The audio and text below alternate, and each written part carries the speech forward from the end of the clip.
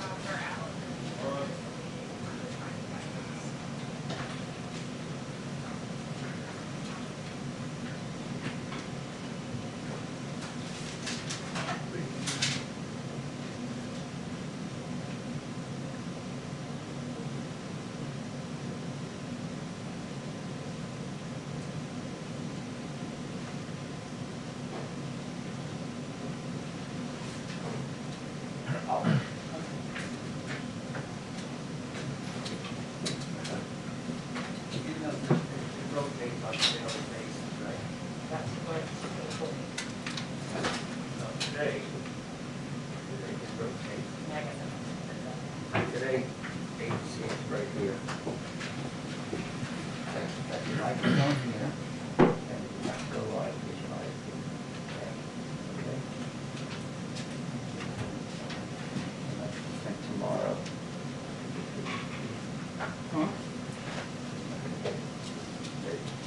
And tomorrow we'll be over there.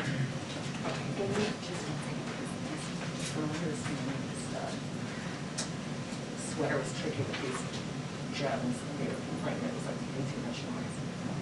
So, Well, they think you're definitely zero.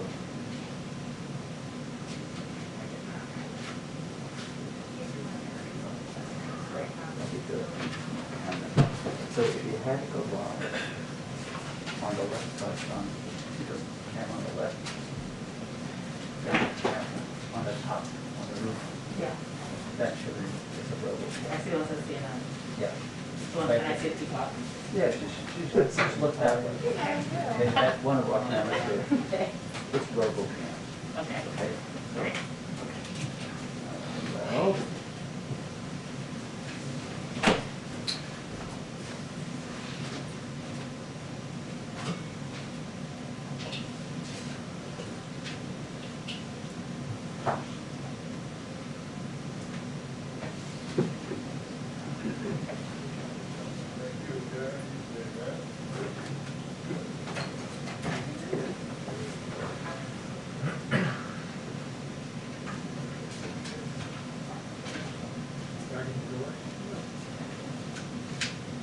Here we go.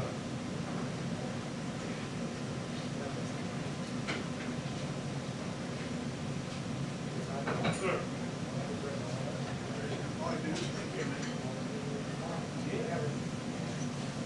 Take care.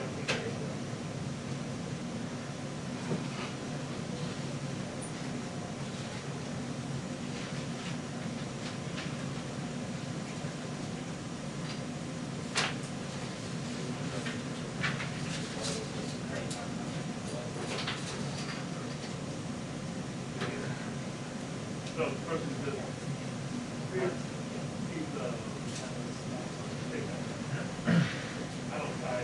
I don't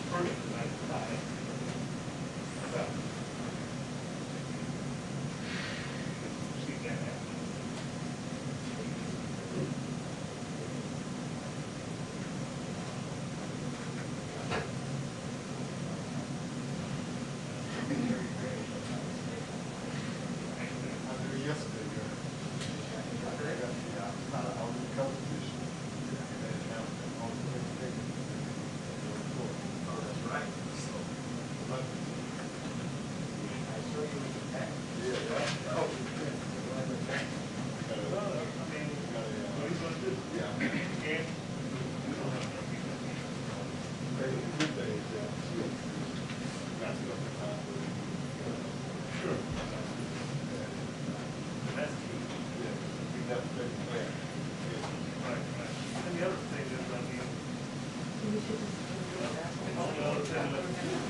guys gotta pick that up. Yeah. Not too much. I'll referee.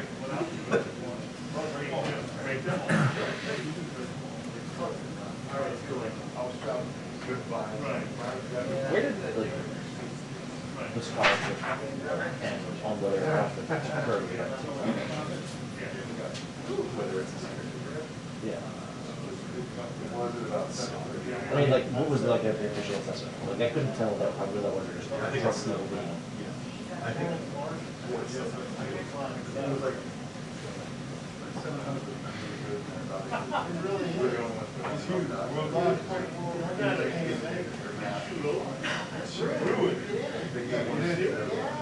Inside. Pretty glad. Yeah.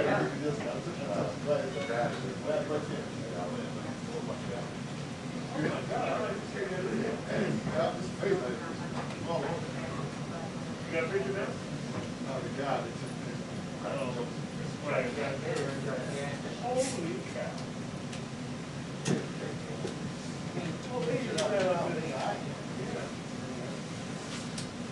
On top of that, you want to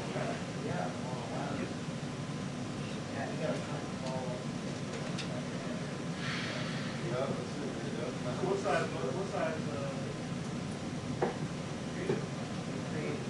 yeah.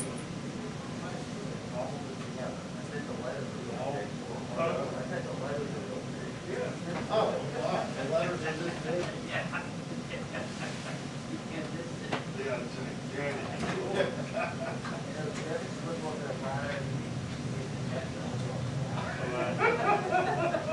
Sorry, sir. You got blue right there. I was doing fall. We'll stop at the beginning. Yeah. I don't know that they came up with Humpty Dumpty back. Certainly will be, if we come back together. Yeah.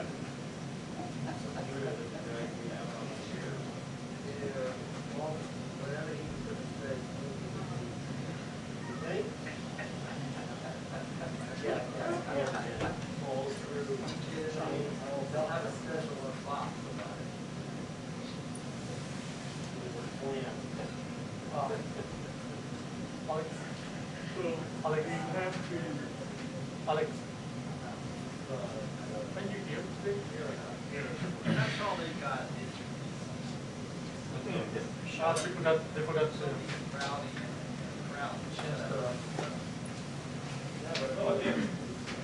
Oh yeah, they forgot to change the date here.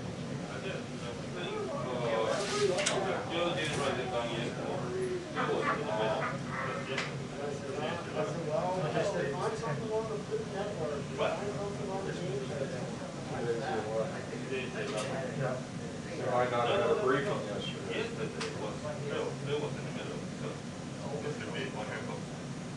Washington. now you're there. You have a pen? We were going to write it down yesterday. Yeah, I don't know.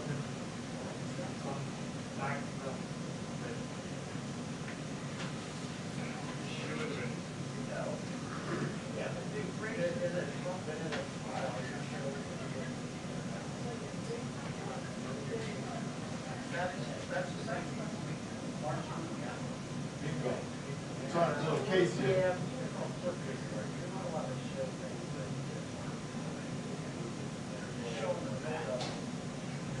Building a case of showing how you motivate the crowd.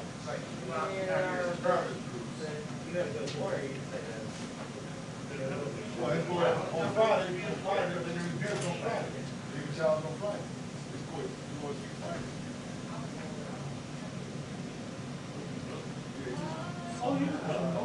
Kurt? It's the same lawyer for the.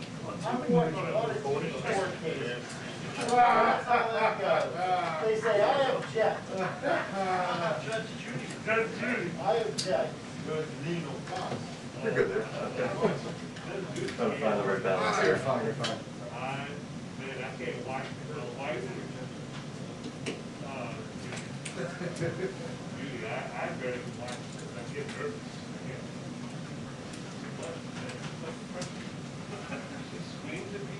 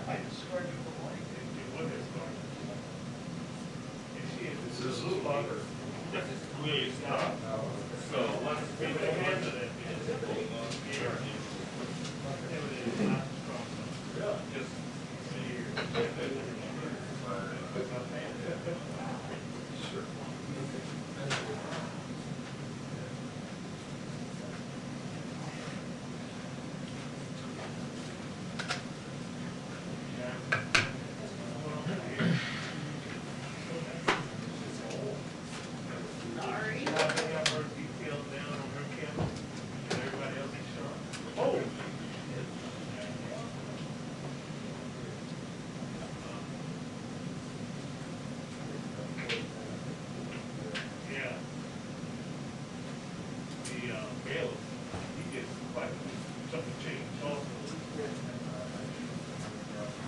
Yeah, he's old.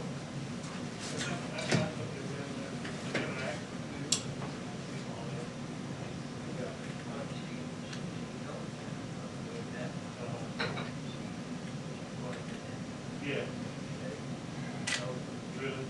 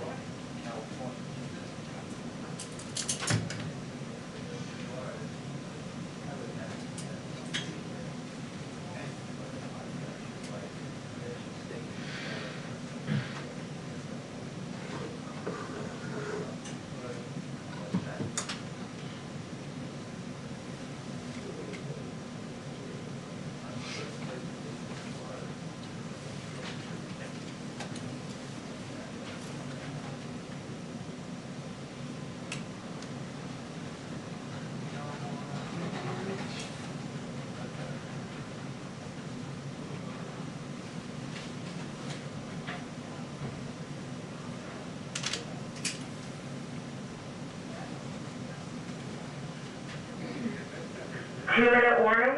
2-minute warning on the briefing. Thank you.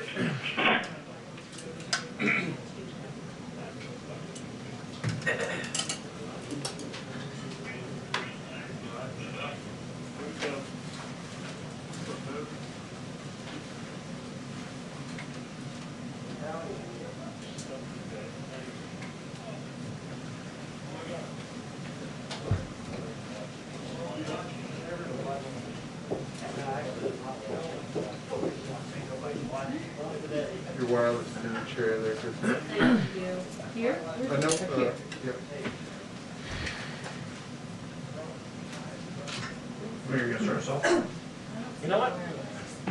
It's a good tip. My man, thank you.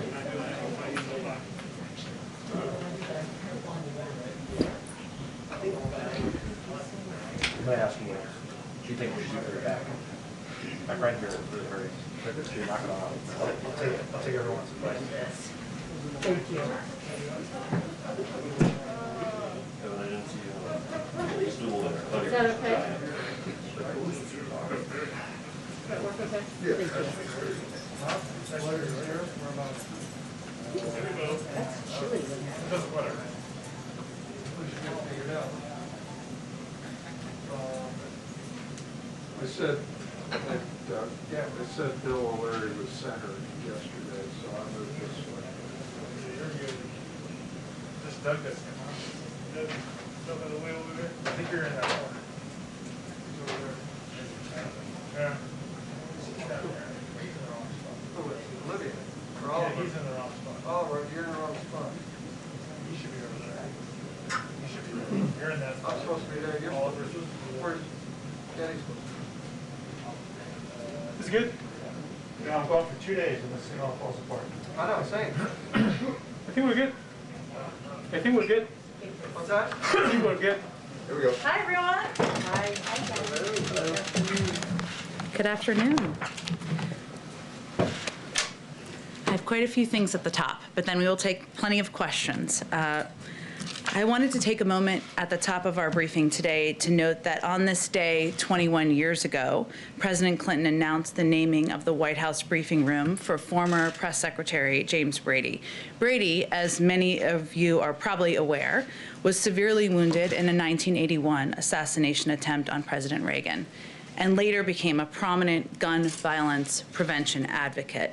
During the campaign, President Biden laid out an ambitious plan to make our community safer. And that's why, in part yesterday, senior members of his team, Domestic Policy Advisor Susan Rice, White House Public Engagement Director Cedric Richmond, hosted a virtual discussion with leaders of gun violence prevention groups to discuss our shared goals. The very gun violence prevention organization named for James Brady was part of that discussion, along with Giffords, Everytown for Gun Safety, and Moms Demand Action. These organizations all have a critical role to play. Gun violence may not be in the headlines today or right now, but gun violence continues to fracture American communities and American families every single day.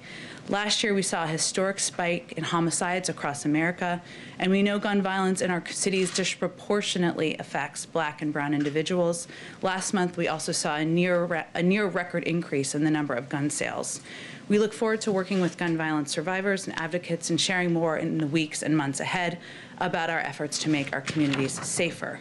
Also, as many of you are tracking, the President and Vice President met in the Oval Office earlier today with a bipartisan group of senators from the Environment and Public Works Committee, and Transportation Secretary Pete Buttigieg joined virtually to discuss the critical need for investing in modern and sustainable American infrastructure.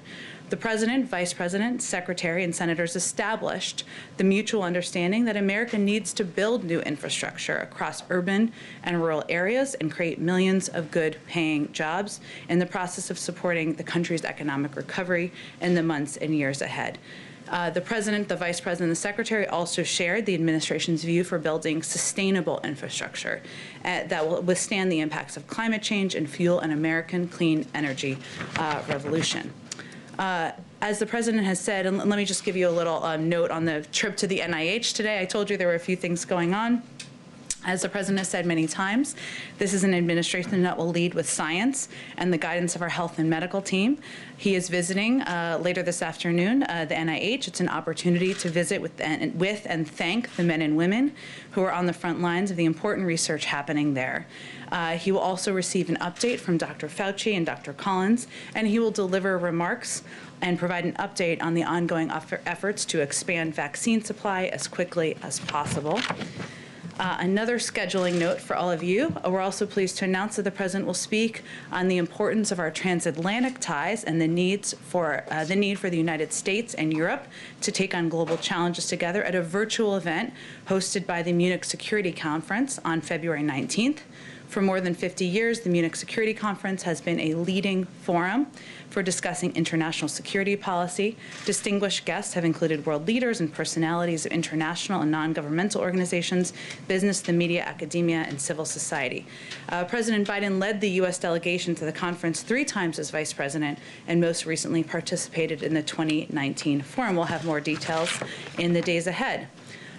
Also on Burma, and you may have seen the new, everybody's okay here, don't worry. You may have seen the news that went out right before the briefing, and the President also talked about yesterday. But as we said immediately on reports of the coup, the United States opposes any attempts to alter the outcome of recent elections or impede Myanmar's democratic transition. Today, President Biden is taking significant steps in response to the military coup in Burma.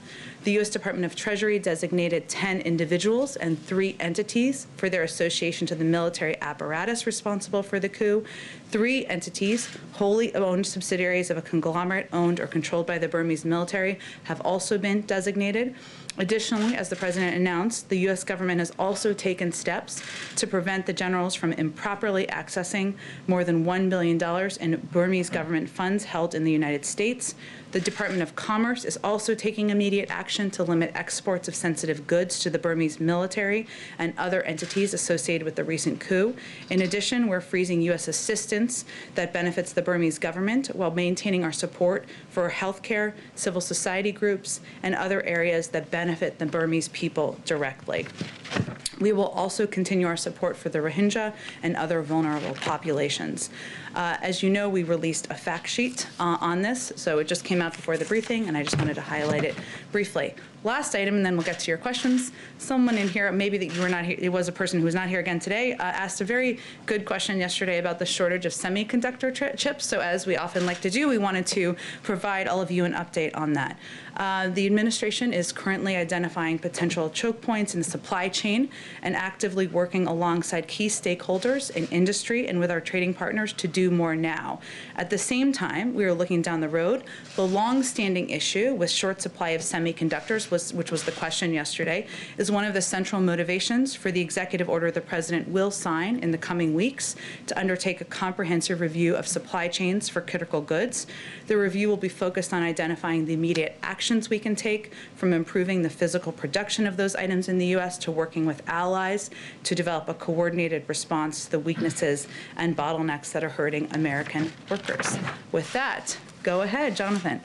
Thank you very much. Sure. A couple of topics for you. First, the President earlier today said he spoke to President Xi of China for 2 hours last night, even set aside time for translations. That's an obviously robust phone call. But the readout that was issued by the White House does not mention any discussion of the situation in Burma or trade between the two countries. Were those topics, as well as the origin of COVID-19, discussed? And if so, what was said? Well, it was a lengthy call, as you noted, and as the President noted this morning, and as modern-day historians can certainly confirm that there are few presidents who came into this job with more of a history on engaging with Chinese leadership.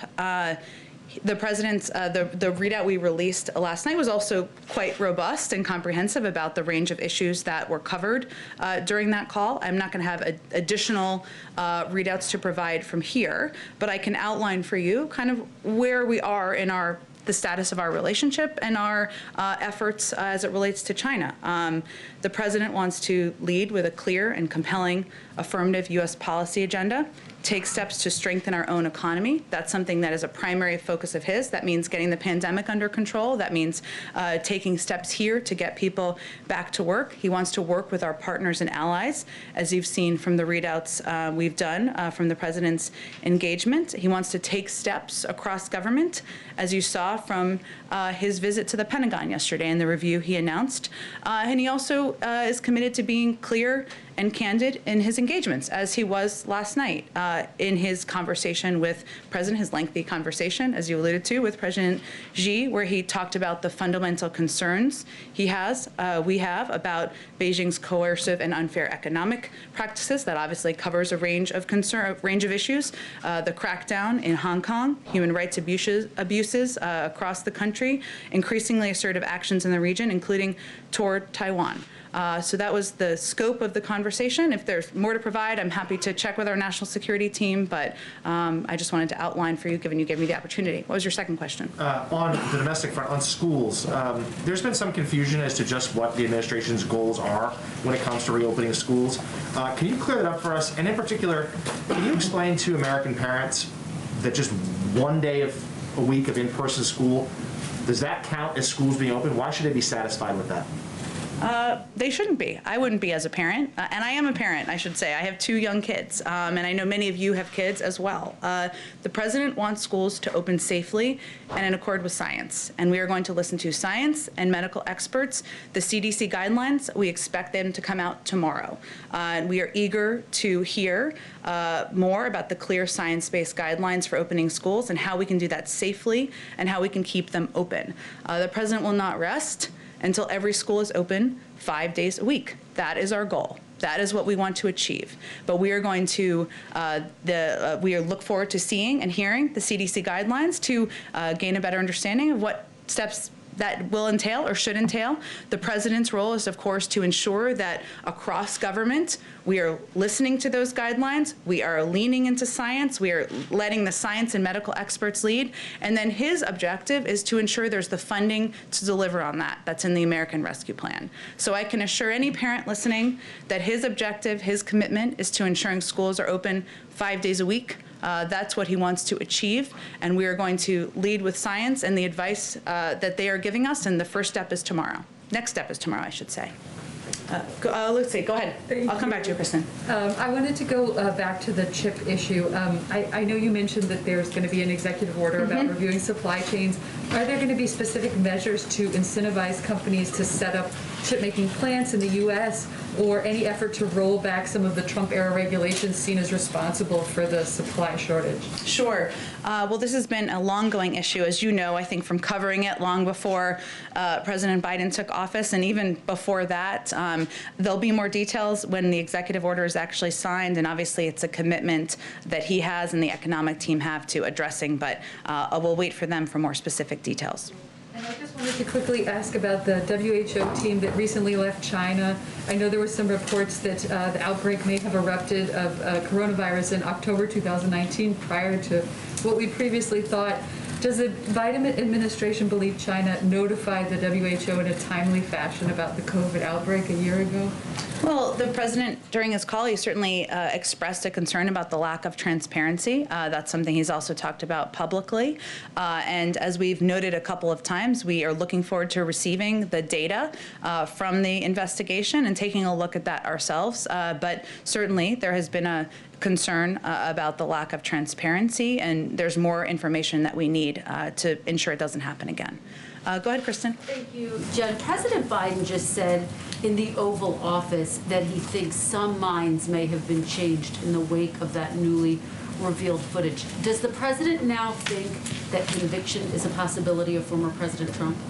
Well, I would say first, Kristen, that I think what he was referencing, and I think the question, did you ask the question? Okay, there you go. So the question, that's what I thought. The question that he was asked was about the video, that you asked him was about the video. And, you know, anyone who watched that video, many of us watched it when our days concluded and we saw news clips, probably on NBC and other outlets, found it harrowing and deeply disturbing. And, you know, that's certainly how the president felt when he watched it, when he watched some of the clips as he referenced, you know, and he was affected by that. And I think what he was reflecting on was that, you know, it was just a reminder of what an unprecedented assault, as he said on January 6th, this was on our democracy.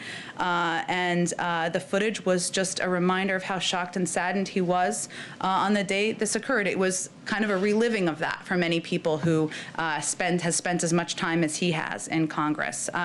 You know, I think he said, or they may not. You know, he was not intending to give a projection or a prediction, but was just giving a very human and emotional response to what many people did, or what many people felt, I should say, when they watched the video. Does the president now think that former President Trump should be convicted, having seen some of the video? Well, Kristen, you know, the president made clear, as he did again this morning when you asked him the question, about the fact that he felt that what happened was an assault on our democracy, that he was shocked and saddened. And again, watching that footage was a reminder of that. But he also knows there's a role for Congress to play and a role for him to play. And his role in this process is to be President of the United States and to govern for all of the American people. Jen, I know he wants to keep the focus on his agenda, but does the president have an obligation to weigh in, given that the whole country is watching what's happening on Capitol Hill? Well, he did weigh in, when you asked him the question this morning, and he weighed in yesterday when he was asked about the proceedings as well. But in the matter of conviction, he hasn't weighed in. Well, the president was in the Senate for 36 years, as you all well know, and he is certainly as an institutionalist who values the role that the Senate plays. So the Senate is serving as a jury to consider the charges. The House, members of the House are certainly presenting that case, many of them very powerfully. He's not on the jury. He's not in the Senate. His role is to be President of the United States, and that's not the role he currently plays. If I could just ask one on masks. We know that there has been some discussion about sending out masks to the American people. Can you tell us where those discussions stand? Will there be a decision this week, and will it be targeted to vulnerable communities, to schools, to other communities? Well, Kristen, we're certainly continue to look for ways to keep the American people safe, and masking, encouraging people to mask up, as the president did during his time not at the Super Bowl, but in his PSA around the Super Bowl, is a priority. It's one of the most effective mitigation steps. Could save 50,000 lives if people were all to mask up across the country. But I don't have any update on the next steps on those reports, on that reported discussion. Go ahead. We'll come back to you. Go ahead. Jen, Go ahead. thank you. Just a quick follow-up on Kristen's questions. Sure. First. When the president said that he thought some minds could be changed, has he had any conversations with senators, particularly wavering Republicans, about where they stand on their vote? That's not the role he's playing. He certainly has had a number of discussions with Democrats and Republicans about the issues he feels it is his responsibility to focus on, which is the American Rescue Plan, putting people back to work, getting the pandemic under control, making sure American families don't have to worry about putting food on the table. That's what he feels his role is. But I think, as I was saying in response to Kristen, you know, it was hard not to watch that video. I think it was for all of us, and not have an emotional reaction. The president has great value and respect for the institution of Congress, for the men and women serving there, not just the elected officials, but the staff. And I think that was what he was reflecting in his comments. And on China, what did the president mean when he said they're going to eat our lunch? What exactly should Americans be worrying about right now with regard to China? Well, I think it was a reflection on the fact that the president is clear-eyed about the challenge that we're facing, and that's the strategic competition with China, and that in order to get on our best footing in that competition, we need to take steps here at home, including making our own workforce more competitive, ensuring we are taking steps to protect our own technology, ensuring that you know, we are working with our partners and allies to do that. And so it's a reflection of our strategy, which is that we are going to get our house in order to come into that competition from a stronger footing, the strongest footing possible, I should say. He outlined his strategy to compete with China, including the trade policy that John was asking about. Will he retain at least some of the Trump administration's trade policy? Well, he is, of course, there's a review of our tariffs and I think trade policies in place that is ongoing from the national security team. But our strategy has played out over the last several weeks, which includes ensuring that we are strengthening our own approach at home, as we've been talking about, strengthening our economy, strengthening our workforce. That is how we can compete from a position of strength, working with our partners and allies, and in all of the conversations with Europeans, with allies in the region, China, and the relationship with China has been a pivotal part of those conversations. So that's also part of our strategy. And then also you saw some of it play out yesterday in the review he announced at the Pentagon. So it is currently playing out, but we are not in a rush. And we are 3 weeks in, and you know, our team is taking a very strategic approach to our relationship. Go ahead. Thanks. Oh, I'm sorry, I said I'd go to you first. I'll go to you next. Go ahead. Okay, thanks. I just wanted to ask you about 3 topics. First being the Federal Reserve. Has President Biden spoken yet to Jay Powell, and how does he think the Federal Reserve Chair is doing his job? I don't have any calls to read out. I'm happy to take the question and see if there's any updates on it. Okay, thanks. And then second is, I want to follow up on the semiconductor issue. You know, given the urgency of this situation, why did the White House decide to conduct this review, which could take months, rather than taking more immediate action? Can you explain the thinking there and why you decided to go with this longer path? Well, I said he's going to sign an executive order soon, so he certainly is taking, we're only 3 weeks in, he's taking pretty quick action. But as is true with many policies, we want to take a comprehensive look at the most effective steps that we can take as an administration across agencies that will have a role to play to address what has been a long-standing challenge, which is the shortage. So that's what it's a reflection of. Some of the CEOs of semiconductor companies have asked for tax credits and other kind of stimulus-like items to be included in the Build Back Better plan. Can you tell us if those items are going to be included in that plan? Well, I'm sure. I mean, the president met with CEOs earlier this week. I'm not sure. None of them, I guess, were from that industry. But he will continue to consult with business leaders, as will senior members of our administration, about certainly their ideas of what they'd like to see in that agenda. Part of the meeting today on infrastructure was a discussion about ideas and pieces that could be put forward in a Build Back Better agenda. So those discussions and engagements are ongoing. And then lastly, I want to ask you about foreign leader calls.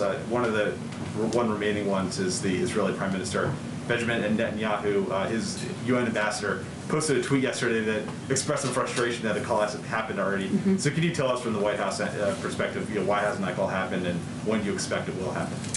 The president looks forward to speaking with Prime Minister Netanyahu. He's obviously somebody that he has a long-standing relationship with, and obviously there's a important relationship that the United States has with Israel on the security front and as a key partner in the region. But he'll be talking with him soon. I don't have a specific date or time for you on that call yet.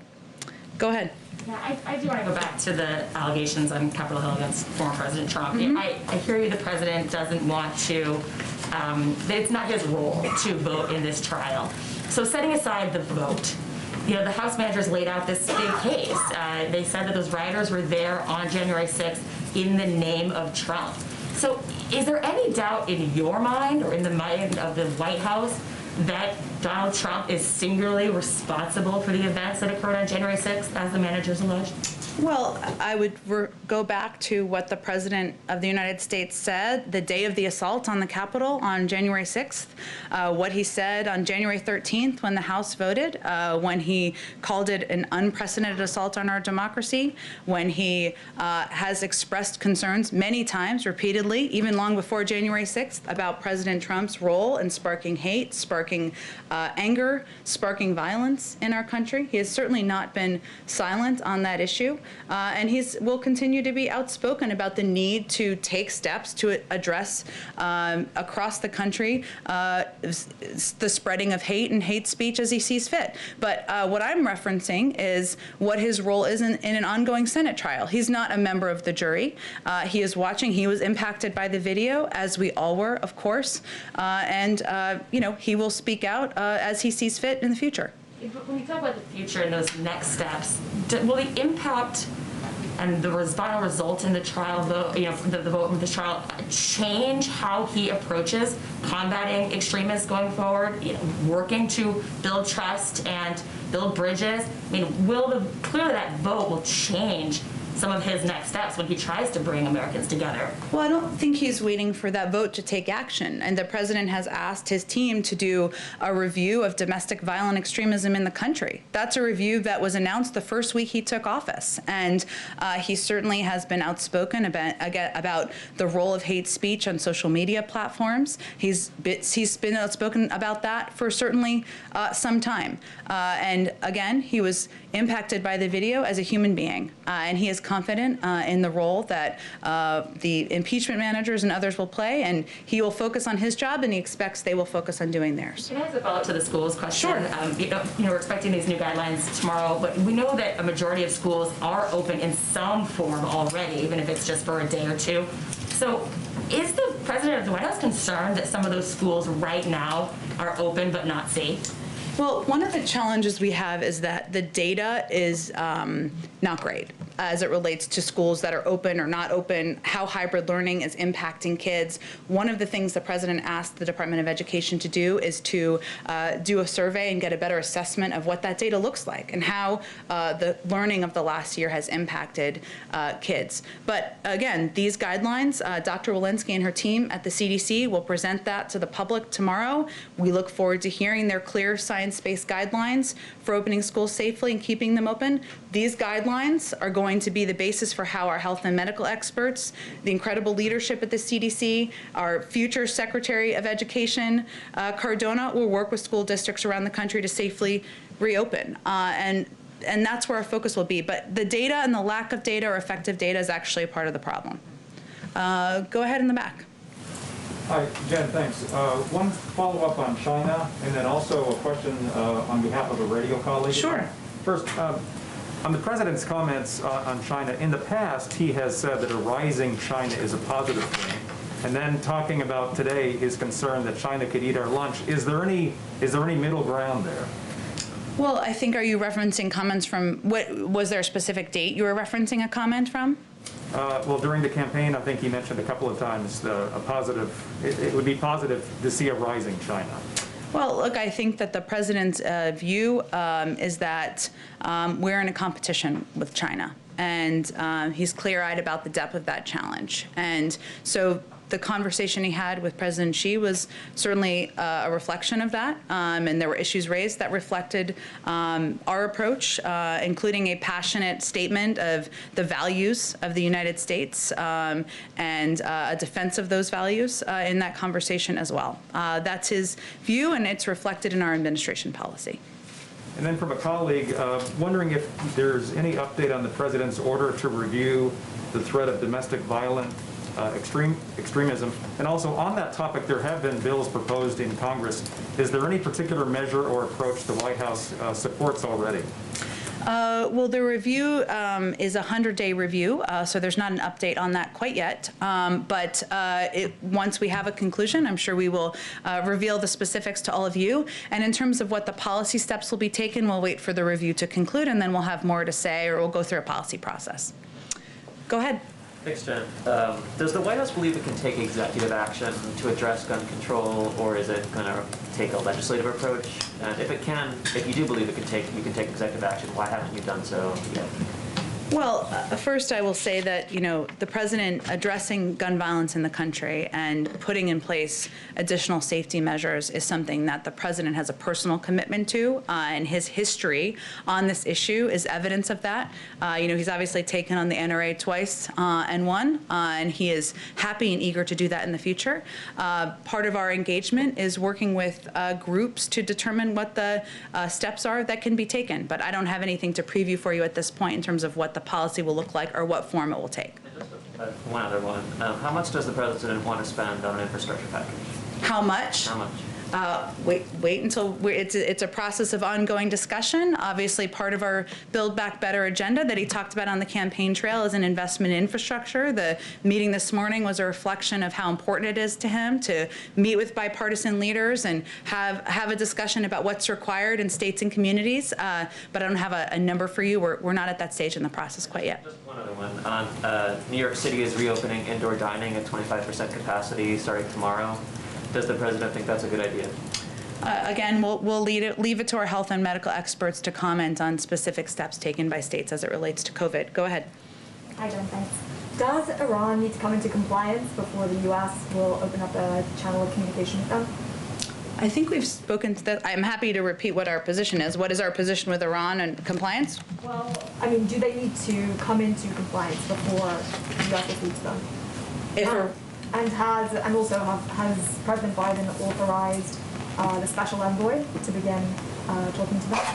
Well, if Iran comes back into full compliance with its obligations under the JCPOA, the United States would do the same.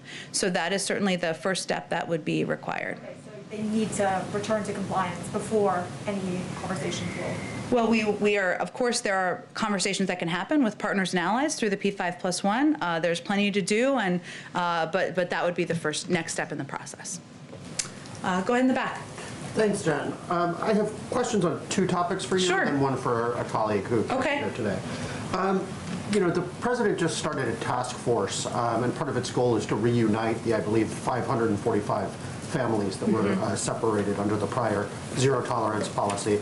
I'm wondering if you have any update on the timeline there, how many families have been reunited, and if not, if you can commit to providing us continuous updates on that front. Sure. Well, you're talking about the reunification task force, I believe, just for everybody else's clarity, that we announced last week or the week before. It will be overseen by the Secretary of Homeland Security. As a part of that commitment, we committed to a report coming from the Department of Homeland Security at the 120-day mark when they've had some time to get the work underway. Or certainly we hope to have Secretary Mayorkas, now that he's confirmed, come here to the briefing room and certainly talk about the work that they're doing, the important work they're doing. But it's a 100-day update, and then it will be 60 days after that. So we are absolutely committed to providing you updates. Thanks very much. And then on the schools front, you talked about how a lack of data is a problem. And it's my understanding that we don't even have definitive data nationally on the numbers of teachers who've gotten sick or pass away as a result of the coronavirus. Has the Department of Education managed to get definitive data on this front? And if we don't know that, how do we proceed with the reopening plan? I would have to ask, right? I would defer you to the Department of Education. I'm also happy to check and see if that's data that we have access to. But as I noted in response to the good question up here, it is a challenge because it is hard to determine how students are being impacted, what steps need to be taken, how it's impacted this next generation of kids learning without that data. So there is an ongoing survey that the Department of Education is conducting now, but I can check for you or connect you directly with the right people over there to give you more of an overview of that. Thank you. And then this one is from Brian O'Donovan, our colleague with RTE News in Ireland. And he asks... I have a special place in my heart for the Irish. But. Well, I think you're going to like this question. Okay. He says, the Taoiseach said today that he will visit the White House next month for the traditional St. Patrick's Day celebrations if he's invited by President Biden. Does the White House plan to issue such an invitation, or will this event be canceled because of the pandemic? Well, we certainly have limited, as you can all see and know, public events. There has not been public events here. I'm happy to check with our team on that if there's any change as it relates to a traditional event that happens in March. Great. Go ahead in the back. Thank you, Jen. Yesterday you said from the podium that the vast majority of people are being turned away at the border, but that doesn't seem to square away with the reality of what we're seeing, especially the Texas border, where we at Univision are reporting on hundreds of people being not only detained but released into the interior of the country day in and day out. We've been reporting on this for about 2 weeks now, on the hundreds of people being released right away. So where is the disconnect of your messaging versus what's happening and what's actually happening across the border? Sure. Well, I would certainly refer you to DHS and CBP for specific numbers, which they would be more equipped to provide. But what I was referring to was the data of how many people versus how many people are coming into the country. And as I mentioned yesterday or the day before, it is the vast majority are turned away at the border. They can give you more specific numbers on that. And that is not, I guess, what you're perhaps seeing if you're looking at a portion of the border, but what they are tracking in terms of numbers and data. This is why we continue to convey that this is not the time to come. The president is committed to putting in place, in partnership with our Department of Homeland Security, a moral and a humane process for processing people at the border, but that capacity is limited right now, and it means we're just not equipped to process people at the pace that we would like to do. Yet the president of Mexico today stated in his press conference that most of the migrants across the border, that, anecdotally, they do believe that the border is open and they can just come to the U.S. So there seems to be a messaging problem at the border with people thinking that the border is open, as stated by the president of Mexico today. So how are you getting that message to those migrants at the border, and how will you make them understand that the border is not open as you're stating? Well, we're looking for every opportunity we can, of course, from the president to the Secretary of Homeland Security to the Secretary of State, to communicate where we stand, which is that the president, our entire administration, are committed to digging out of the immoral approach to immigration of the prior administration. But it is going to take some time, and we need to put in place not only a comprehensive approach to immigration by passing a law that will help address the root causes that in the countries that are leading people to come to the try to come to the United States, that puts smart security, funds smart security at the border, that provides a pathway to citizenship. But we also need some time to review all of the detrimental steps that were put in place by the prior administration so that we can put a more humane system in place. But are you concerned in any way that as people are seeing the images of migrants being released into the interior, they just get encouraged to come to the U.S., try and cross illegally so that they have the same luck of just being released?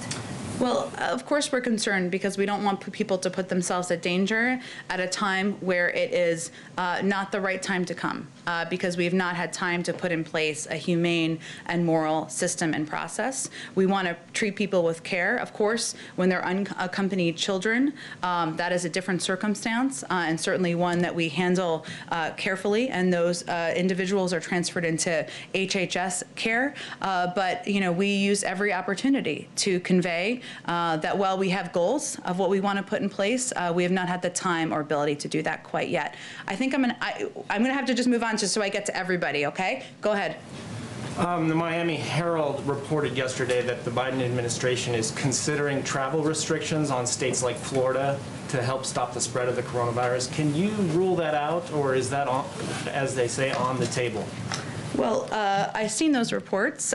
We are always considering what steps are necessary to keep the American people safe, but we are not currently in the process of no decisions have been made around additional public health measures that would delay or would change, I should say, domestic travel considerations. And regarding the domestic travel, also going back to the border, does the president support leaving the southern border open to migrants even before he would even consider this idea of domestic travel restrictions? Well, the border is not open. We are. Well, there are several reports of migrants crossing the border, and several local Texas health officials have expressed concerns that there are migrants coming over the border who have not been tested by the authorities. Well, let me reiterate what I've done in here. I know different people are in here different days, so I'm certainly happy to do it again.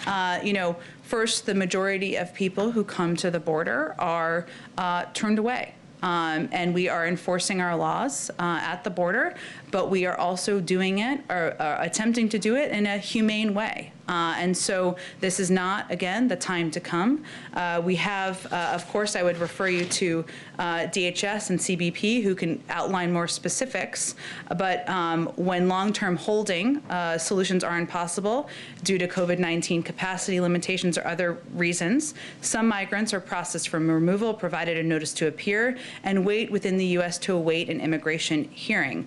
These have been incredibly narrow and limited circumstances in which they've happened recently. And I'd certainly send you to the Department of Homeland Security for more specifics and numbers and data, which they're just more equipped to provide. Would you agree that it's humane to sort of institute mandatory testing for these migrants that are being released? Again, I would send you to them to give more outlines of the numbers and the specifics of what actions are taken at the border, and I'm sure they're happy to answer your questions. And just to follow up, the president spoke with the president of China's Xi Jinping and said that he addressed the human rights abuses. Does the president support American companies doing business in China to express the same reservations about those abuses? All right, I'm sorry, can you tell me a little bit more about your question? All right. So the president was happy to bring up the problems with China and human rights. And does the president support American companies doing business in China? Does he support them doing the same thing as they do business in China? Does he support them speaking out about human rights abuses, or? Yes, human rights abuses in China. There's been some reluctance by American companies to address this issue because they're doing business in China. Does the president support that? The president's been outspoken, as he was in his conversation with the president of China about American values. He also made a point of conveying to President Xi that overturning the Muslim ban was one of the first steps that he took as president. So he is leading by example, and I will leave it at that. Okay. Would he want to lead by example for American companies? Should he start that same message for American companies? He's the president of the United States. He's conveying what he feels our values are, and he conveys that to anyone he has conversations with, whether it's publicly or privately, to companies or to leaders of other countries. Go ahead. I know you said that a vast majority of immigrants right now are being turned away, but do you have examples of who isn't being turned away? I know you mentioned children. Are there any other sort of cases that you're looking into? Not turning away.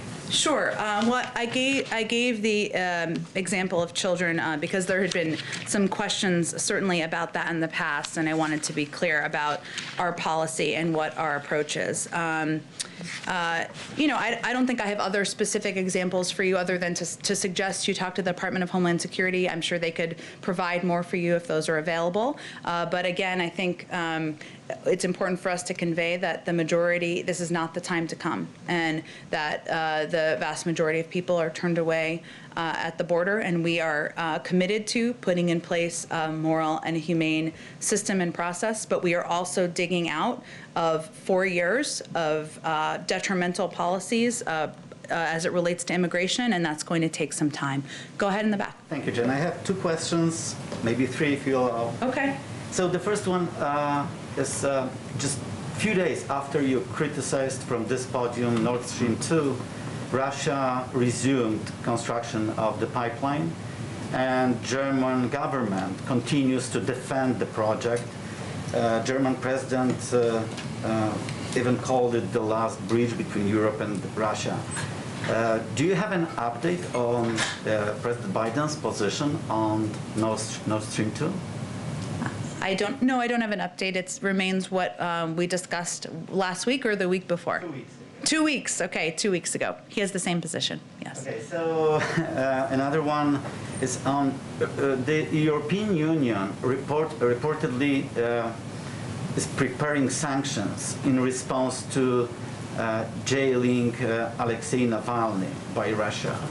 Is the United States involved in those talks on sanctions, and what's President Biden's position on punishing Russia for Navalny's arrest?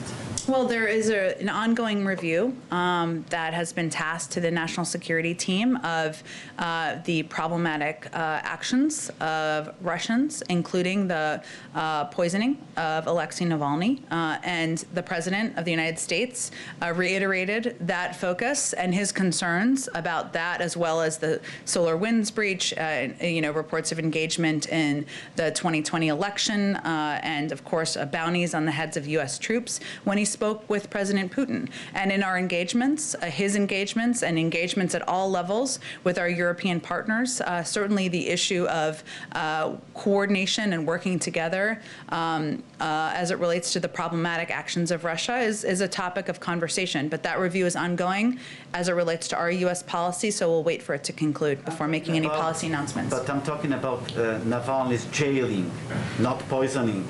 What do you want to know about this? What kind of review you need to know that he's in jail? Well, we have been outspoken about that. Has been raised directly with the Russians, of course, as we've read out from here, from the State Department, from many components of our government. What I was referring to or trying to answer was your question about sanctions, which is that we have an ongoing review and process about our policies, what steps will be taken. Of course, the President reserves the right to respond in any manner and any timeline of his choosing, but that review is ongoing and has not concluded yet. One more, if I can. Go ahead.